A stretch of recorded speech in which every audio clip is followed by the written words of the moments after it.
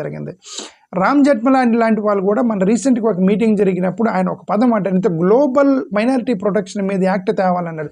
Global minority protection అంటే remember ఒక cinema తీశారు, కాశ్మీరీ పండిట్స్ని ఊచకోత కోసారు ముస్లిమ్స్ టెర్రరిస్టులు కాశ్మీర్లో అని చెప్పేసి ఒక సినిమా కూడా వచ్చింది. పూజారుల్ని కాశ్మీర్లో ఊచకోత కోసారు, అది సినిమా తీశారు దాని మీద.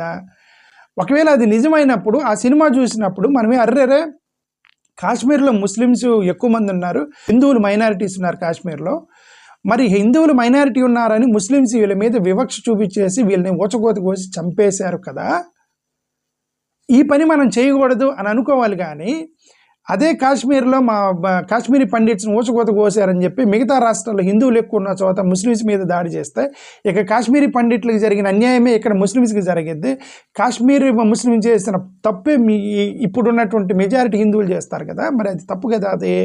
సో అందుకనే రామ్ జెఠ్మలాని లాంటి వాళ్ళు గ్లోబల్ మైనారిటీ ప్రొటెక్షన్ తీసుకురావాలి. బంగ్లాదేశ్లో హిందువులు మీద హింస జరిగింది, కెనడాలో హిందువుల మీద హింస జరిగింది, అదేవిధంగా ఇండియాలో ముస్లిమ్స్ మీద క్రిస్టియన్స్ మీద హింస జరుగుతుంది. కాబట్టి ఎక్కడైనా సరే ఏ దేశంలో అయినా సరే ప్రపంచం మొత్తం మీద గ్లోబల్ మైనారిటీ ప్రొటెక్షన్ యాక్ట్ అనేది రావాలి, అన్ని దేశాల్లో ఉన్న మైనారిటీస్ని ప్రొటెక్ట్ చేయాలనేటువంటి ఒక స్పీచ్ ఇచ్చారు రామ్ జెఠ్మలాని గారు రీసెంట్గా.